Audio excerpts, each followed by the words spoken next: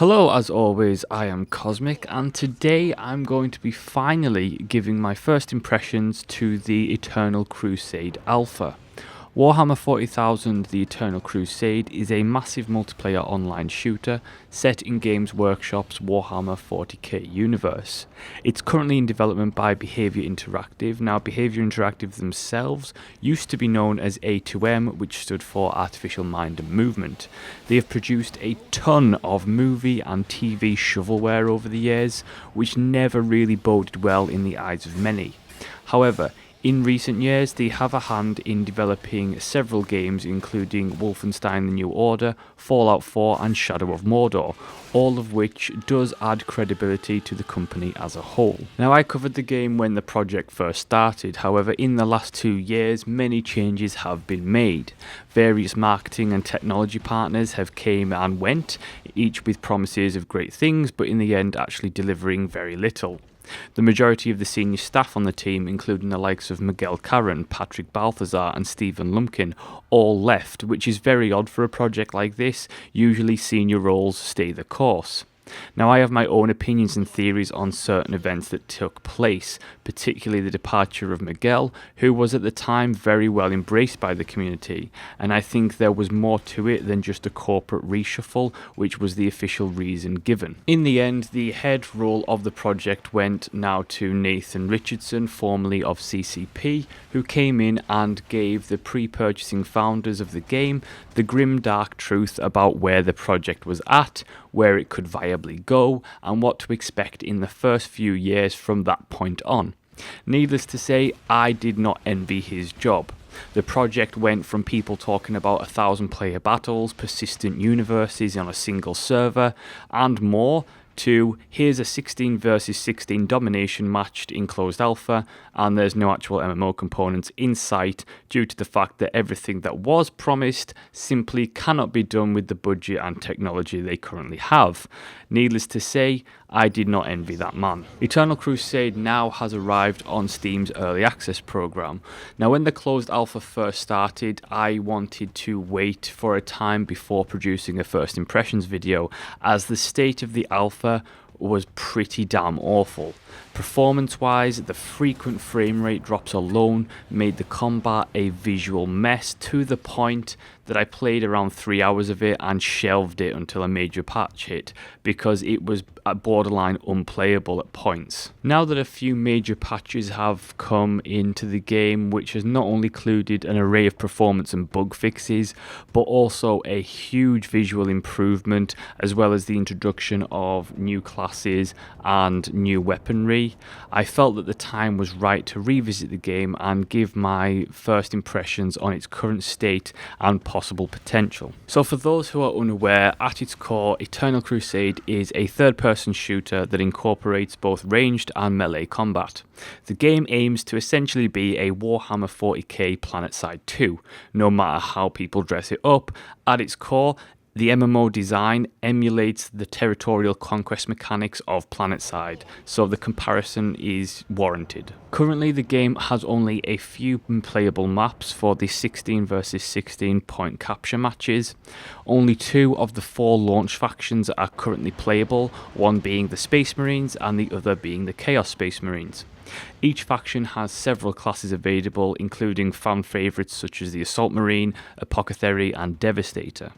Now, the alpha also now allows you to customize your loadouts and contains minor progression up to level 10, but it is nowhere near as fleshed out as the developers are going to make it, and while you can level up to level 10, the actual progression system doesn't really exist at this point, so there's nothing much to do with it. The first major improvement I have noticed since originally playing the game in alpha before it arrived on Steam's Early Access is the huge improvements made to the UI and camera.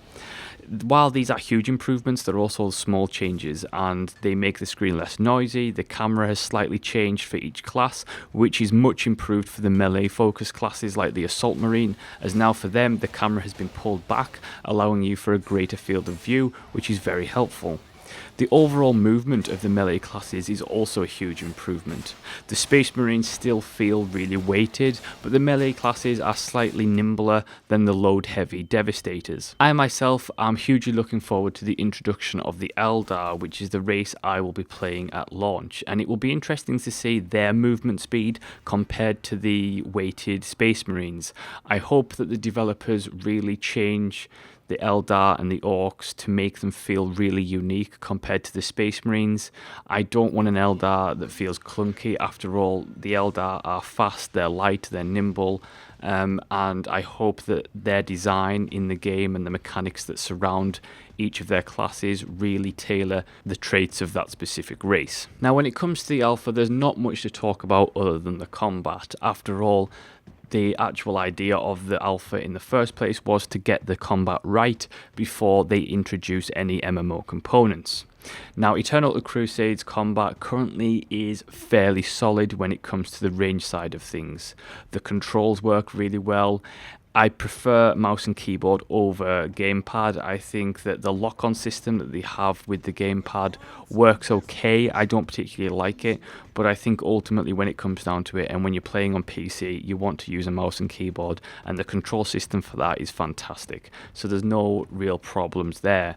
I do feel that the audio needs tweaking a little bit, particularly on the bolters. For me, bolters, they just don't sound quite right. They don't pack a punch like they should, and I think that needs adjusting. When it comes to the combat design, I think what Behaviour have done is created, if forgetting that the fact that it's supposed to be an MMO for a moment, what they have created so far is a really solid Warhammer 40k third-person shooter, very much in a similar vein to THQ's Space Marine, with a little skill-based tweaks, more control over pretty much everything, and I think that overall, the improvements that they've made thus far in Alpha, particularly to the movement, the controls and everything like that, I think it all bodes well for my confidence in the project. Because it's the Warhammer 40k universe, I personally prefer the melee focused characters over the ranged characters. Now, the melee combat, I do like it. I think that it has a lot of control. I'd never feel like that I'm out of control in combat. I don't like the particular stun system that they have, where if a melee character and another melee character attack each other, then they both get stunned. And I think what they could have done better is replace the current melee system, keep the way that it's designed in terms of movement and speed and everything, but I think they should just introduce a simple block and stun system whereby one character can block, and if you hit that character while they're blocking, then you get stunned. However, if they're blocking, you can press a key to stun them, so it'll essentially break their block, and then that will in turn stun them and you'll be able to attack. And I think that would have been a much simpler and easier mechanic to introduce new players into, and ultimately have it be skill based enough so that people can get very, very proficient at it. All the while keeping its simplicity intact. I have to admit that I did have my doubts, but thus far in Alpha and the way that Behaviour have really made strides in improvements in the Alpha, in particular just around the core combat design, does give me a lot more confidence in the project overall than I had, if not half a year ago. And I think that they've done really well with that, but there's still a long way to go.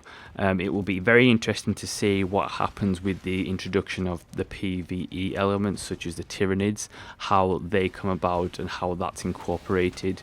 I think that ultimately what this game's success is going to come down to is, if we take the core combat that we have it now, it's pretty solid. It's going to be a fairly successful third-person shooter. However, the MMO components of the game are going to be where this game makes or breaks itself. And what's going to be most important for me is not only, like I said before, about keeping each race unique, but also the progression system within each race. I think it needs to have a lot of depth, it needs to be meaningful. It needs, and to be honest, I don't actually want a game that's balanced in the traditional MMO sense. I don't think you should have a game like that. I recently played a game currently in development called Crowfall, which is a fantasy MMORPG, and they're essentially they're making a really in-depth progression system whereby what they're saying is we're going to give you the tools to create the character you want, and ultimately the game is not going to be balanced because of that. However, if you make a character that is stealthy and really good at sneaking up on a single target, and you'll be able to eliminate them easily, then, you know, in a certain environment, your character is going to flourish. However, on an open field against more stronger opponents, you're not going to win in a head-on-head fight. And I think that's how I want the Eternal Crusade designed. I'm not sure I want a traditionally balanced game. What I want is character progression to be that in-depth that I can really customize how I want to play. Give me the options of different playstyles. So yes, I might create an Eldar who has really good melee skills but has absolutely no health. So I can hit and run folks really, really easily. And I will do a lot of damage that way. However, if I try to take on a Terminator toe-to-toe, I'm going to fail instantly. And that's how I think this game should be developed in terms of the progression system. Yes, of course, you've got to still try and maintain a balance, especially when it comes to the weaponry and stuff. But I think the only way to get players really invested in their characters is to give them character progression that is going to mean something and is going to actually matter on the battlefield, rather than just be having access to various items and abilities. The last thing that I think is going to be majorly important for the game, especially because it's a Warhammer 40k game, is the loot. I think there needs to be a great amount of loot in the game. The loot system needs to be fairly extensive, because traditionally Warhammer 40k games tend to be RPGs or RTS games with RPG mechanics. I mean, one of my favourite 40k games of all time is Dawn of War 2, which is a tactics game, but that game has an extensive loot system that really does have an effect on the battle system. And I think that for Warhammer 40k fans, it's essential that you have a lot of different types of loot, even if it's cosmetic most of the time. I think that the thing that really needs to happen is you need to be able to really customize and personalize your character on a cosmetic level at the very minimum. I think that it would have been better to have loot in there that is going to affect your character in some way. But if that's going to cause problems in terms of the actual combat mechanics, then at a cosmetic level, we really need an extensive system that allows each player to look as unique as possible within the lore, so to speak. That all being said, I have to say that I'm impressed with the project so far. I had a great many of doubts. The project as a whole has had a couple of wobbles here and there, but it looks like it is on track currently to exceed my low expectations, which is always nice.